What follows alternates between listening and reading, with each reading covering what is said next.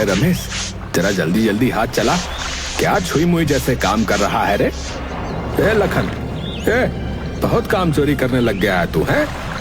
अरे अगर ऐसे काम करेगा ना तो मैं बता रहा हूँ कि मैं तुझे नौकरी से निकाल दूंगा। हाँ, और भैया, ये कपड़ा किसने धोया रे? मैंने धोया है मालिक। चलो चलो, जाओ जाओ यहाँ से, हमें तुम्हारी कोई जरूरत नहीं है। हाँ, निकल जाओ यहाँ से। नहीं सरकार, मुझे माफ कर दो, अब से मैं अच्छे से कपड़े धोऊंगा सरकार। माफी ना मिलेगी तुमको, माफी, और ना ही मिलेगी तुम्हें कोई टाफी, समझे? मैंने कहा यहाँ से निकल जाओ।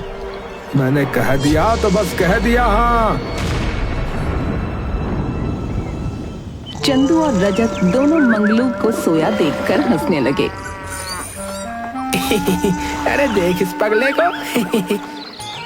मुझे तो लगता है ये फिर से अमीर बनने का सपना देख रहा है। हाँ, लेकिन कुछ भी कहो भाई, ये कपड़े बहुत अच्छे धोता है। चंदू एक मटके में पानी भर के मंगलू के ऊपर डाल देता है।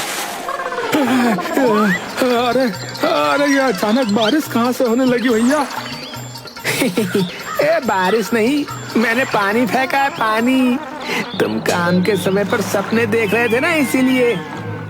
अरे भाई, किसी महान इंसान ने कहा है कि कामयाबी की सबसे बड़ी निशानी जो है वो सपने देखना होता है, समझे? हाँ, जैसे एक बड़ा बंगला होगा, 3-4 नौकर होंगे जो ऐसे ही मेरे आगे पीछे घूमेंगे, और फिर मैं एक दिन इस धोबी घाट का सरदार बन जाऊंगा।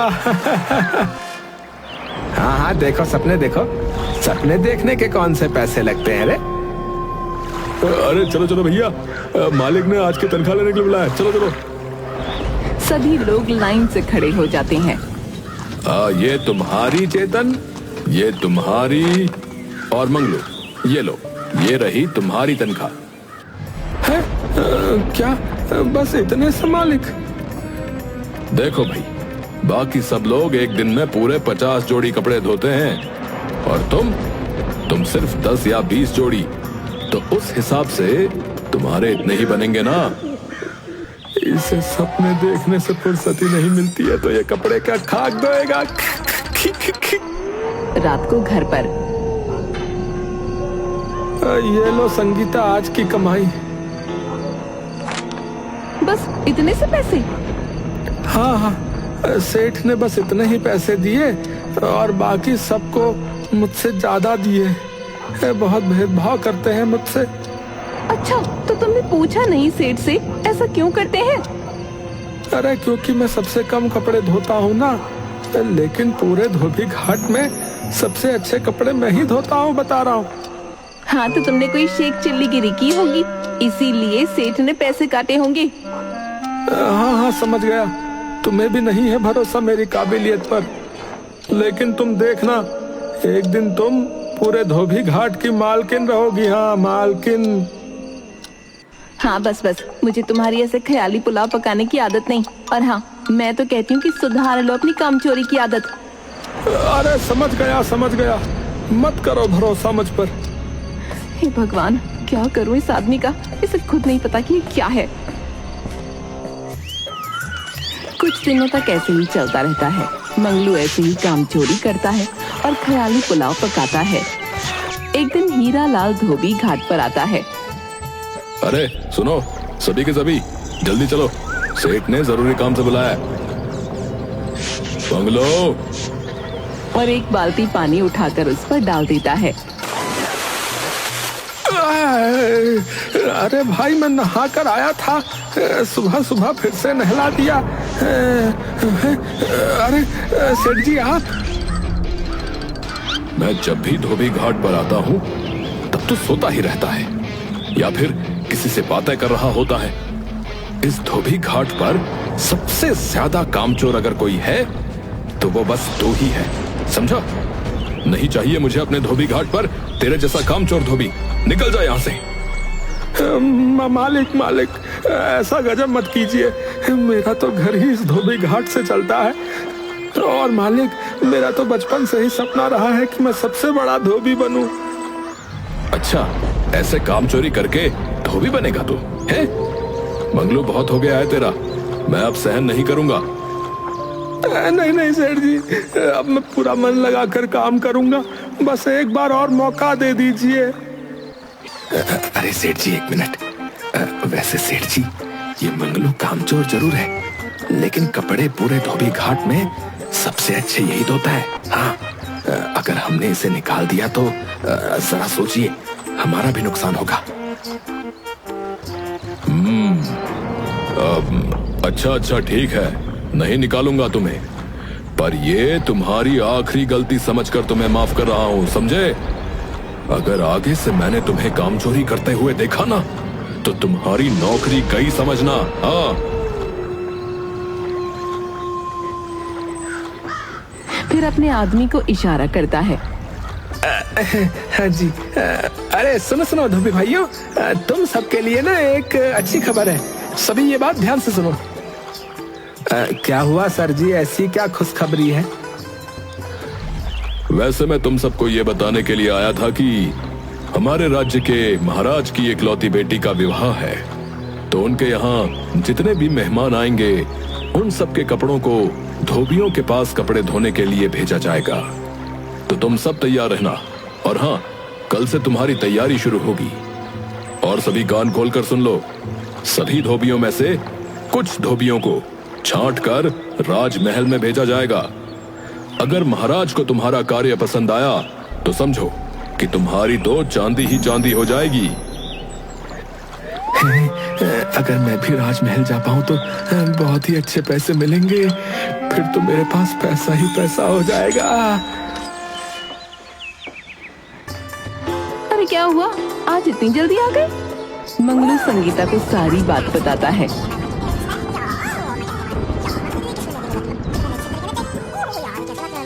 क्या इसका मतलब जिसे भी राजमहल में ले जाया जाएगा तो राजा उसे इनाम में कुछ भी दे सकते हैं? मुझे नहीं पता, आप भी महल में जाना। हाँ, और खबरदार, अगर कोई कामचोरी वाली हरकत की तो मुझसे बुरा कोई नहीं होगा। अब देखते हैं सेठ किस किस को ले जाते हैं। अभी तो 10 दिन के लिए हमें काम सिखाया जाएगा, बता रहे। मंगलू और बाकी के सभी धोबी घर से धोबी घाट के लिए निकल जाते हैं। अब से 10 दिन तक मैं तुम्हारे हर कार्य का मुआयना करूंगा, समझे? सेठ के एक इशारे पर एक आदमी बहुत सारे कपड़े हर किसी को ले जाकर दे देता है। विवाह में बहुत सारे लोग आएंगे और बहुत सारे मेहमान होंगे और उनके हर तरह के कपड़े रहेंगे। तो ये तुम सब के कपड़े हैं, इन्हें आज के आज तुम्हें धोना है। और हाँ, याद रखना, एक भी कपड़ा फटना नहीं चाहिए और ना ही खराब होना चाहिए। जो भी कपड़े बहुत अच्छे से धोएगा उसे ही हम राजमहल लेकर जाएंगे। कान खोलकर सुन लो सब। सभी धोबी जल्दी जल्दी काम करने की कोशिश और अच्छे से कपड़े धोते हैं। मैं क्या कहता हूँ, इस पूरे धोबी घाट में सेठ जी सबसे ज्यादा हम दोनों को पसंद करते हैं, तो हम दोनों को ही राजमहल लेकर जाएंगे। लेकिन हमें ये भी देखना है कि उस मंगलू को राजमहल में ना ले जाए। अरे अरे, उसकी तो तुम फिक्र मत करो, हैं? क्योंकि इतना बड़ा कामचोर है मंगलू, इतना बड़ा कामचोर है कि वो काम करते करते ही सो जाएगा। और या फिर वो किसी से बतियाने लगेगा, और ये भी नहीं तो वो सपने देखने में ही व्यस्त हो जाएगा, है ना? समझ गए ना? अरे पर उसे देख तो सही जरा, कितना मन लगाकर कपड़े धो रहा है और एक एक कपड़ा बिल्कुल चकाचक करके निकाल रहा है। देख जरा, देख। अरे रजत भाई, फिक्र क्यों करते हो? देखो मैं क्या करता हूँ, देखो। अरे वाह वाह मंगलू भैया, हैं? तुम तो बहुत अच्छे से कपड़े धो रहे हो। लगता है तुम्हें राजमहल जाने की सबसे ज्यादा जल्दी है। पता चल गया मुझे। अरे नहीं नहीं, मैं तो बस अपना काम कर रहा हूँ भैया। वो क्या है ना कि अगर नहीं किया तो सेठ नौकरी से निकाल देंगे। अरे लेकिन सोच, जरा सोच मंगलू, सोच। अगर तू राजमहल गया तो तू हम सबसे बड़ा धोबी बन सकता है। हाँ, और तेरा बचपन का सपना भी तो पूरा हो जाएगा ना, समझा मित्र? और जब मैं सबसे बड़ा धोबी बन जाऊंगा ना, तो तुम सबको अपनी जो है उंगली पर नचाऊंगा। हाँ। और बैठे बैठे अपने अच्छे और बड़े धोबी बनने के सपने देखने लगता है और काम को बीच में ही छोड़ देता है। अब ये तो पक्का है कि ये राजमहल कभी नहीं जा पाएगा। हाँ, सच में ये तो कभी नहीं जा पाएगा।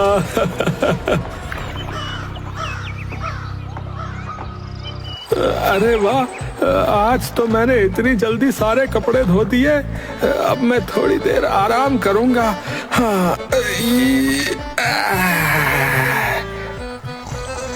अरे भाई देख, ये मंगलू तो अपने पैर पर स्वयं कुल्हाड़ी मार रहा है भैया। काम धंधा तो कुछ करता नहीं और सो अलग रहा है। हाँ तो अच्छा है ना। अरे हमें ही फायदा होगा ना मित्र।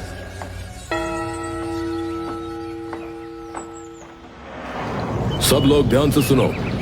तुम सब धोबियों में से राजमहल में सिर्फ 10 धोबियों को ले जाया जाएगा। रमेश, रजत, चंदू, मंगलू। मंगलू का नाम सुनते ही चंदू और रजत दोनों हैरान हो जाते हैं। अरे इस मंगलू को क्यों सेठ जी, ये तो दिन भर कामचोरी करता रहता है। हाँ, सोया रहता था, लेकिन सारे कपड़े धोने के बाद वो तुम सबसे ज्यादा जल्दी कपड़े धो लेता था, इसीलिए उसे हम राजमहल ले जा रहे हैं। संगीता, कुछ दिनों के लिए मेरे कपड़े बांध दो, मुझे भी राजमहल ले जाया जा रहा है भाई। अरे वाह, आप भी राजमहल में जाओगे? ये तो बहुत अच्छी बात है। मैं अभी आपके कपड़े बांध देती हूँ। अगले दिन सभी राजमहल जाने के लिए तैयार हो जाते हैं। सभी लोग बहुत खुश होते हैं, लेकिन रजत और चंदू दोनों मंगलू को देखकर दुखी थे। रजत भाई, इस मंगलू का क्या किया जाए? हम इसे किसी न किसी तरह राजमहल से बाहर जरूर निकलवा देंगे भाई। राजमहल में सभी धोबियों के लिए कमरों की व्यवस्था की जाती है।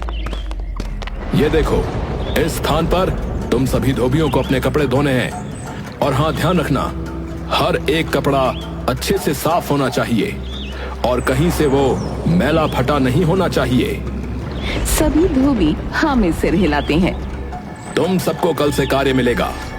कल से विवाह प्रारंभ हो जाएगा। और हाँ, राजकुमारी के ससुराल वालों के कपड़े अधिक ध्यान से धोने हैं, समझे? अगले दिन सभी को कपड़े दिए जाते हैं। एक सिपाही कपड़े लिए पहुंच जाता है। ये लो, ये सारे कपड़े आज दोपहर तक धो देना। सभी धोबी अपने अपने काम में व्यस्त हो जाते हैं। 2-3 दिन तक सभी धोबी अपना अपना काम करते हैं। रजत, अब तो पानी सर से ऊपर जा रहा है। हाँ, ये मंगलू, अरे ये तो हर रोज तुमसे ज्यादा अच्छे कपड़े धो रहा है। इसका कुछ ना कुछ तो करना ही पड़ेगा भैया। 4 दिन बाद ये लो, ये सारे कपड़े राजकुमारी के ससुराल वालों के हैं, जरा ध्यान से धोना। अरे चंदू सुन, कुसर पुसर कुसर पुसर कुसर पुसर कुसर पुसर। अरे हम सब में से मंगलू सबसे ज्यादा अच्छे कपड़े धोता है भाई, तो राजकुमारी के ससुराल वालों के कपड़े सिपाही जी आप उसे ही दे दीजिए। सिपाही उन दोनों की बात सुनकर मंगलू को कपड़े दे देता है। सिपाही के जाने के बाद सभी धोबी अपना काम करते हैं और कपड़े धोकर सूखने के लिए डाल देते हैं। उस समय चंदू और रजत दोनों मिलकर राजकुमारी के ससुराल वालों के कपड़े काट देते हैं। अब आएगा ना मजा। अब महाराज मंगलू को तो ऐसे ही महल से निकाल देंगे। थोड़ी देर बाद जब मंगलू सूखे हुए कपड़े ले जाने के लिए आता है। ये क्या, ये सारे कपड़े तो फट गए, लेकिन मुझे याद है मैंने अच्छे से कपड़े धोए थे, तो फिर ये कैसे हो सकता है भाई? अगर महाराज या किसी और ने देख लिया तो गजब हो जाएगा। हो सकता है वो लोग मुझे निकाल दें। अगले दिन महाराज, सभी के कपड़े मिल गए, पर राजकुमारी के ससुराल वालों के कपड़े नहीं मिले। क्या? परंतु ये कैसे हो सकता है? जरा ठीक से देखो, यहीं कहीं होंगे। नहीं महाराज, मैंने सभी स्थानों पे देख लिया है, परंतु उनके कपड़े कहीं नहीं मिले। क्या? सभी धोबियों को दरबार में प्रस्तुत किया जाए।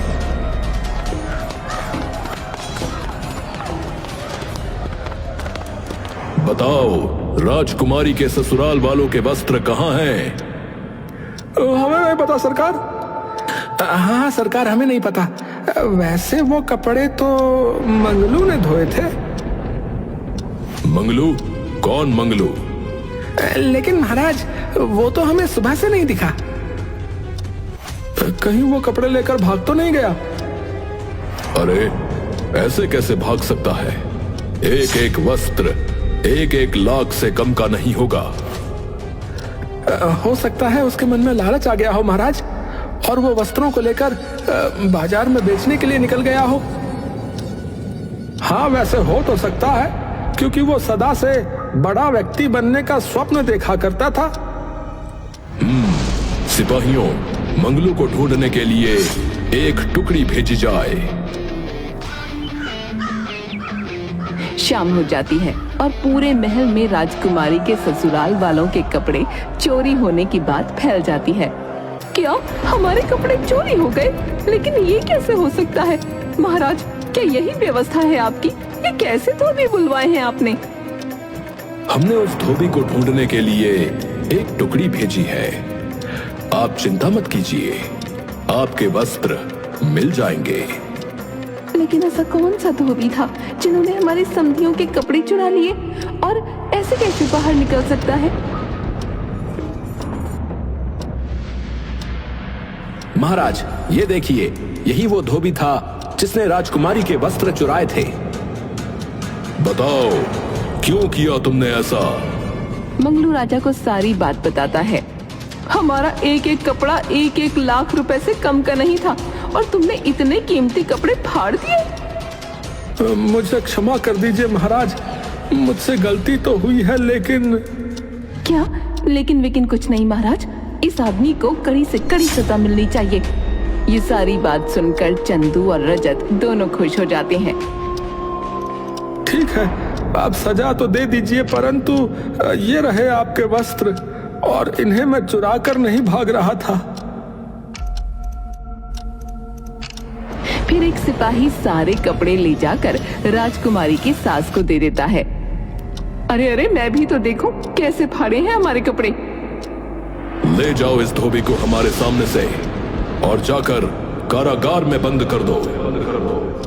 राजकुमारी की सास कपड़ों को देखकर बहुत खुश हो जाती है। अरे रुक जाइए महाराज। क्यों?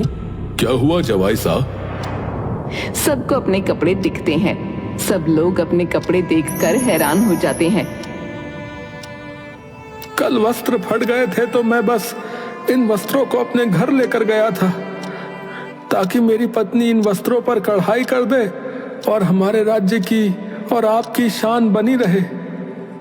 महाराज, इस धोबी को छोड़ दीजिए, हमें ये कारीगरी बहुत पसंद आई, और ये कपड़े तो पहले से भी बहुत सुंदर लग रहे हैं।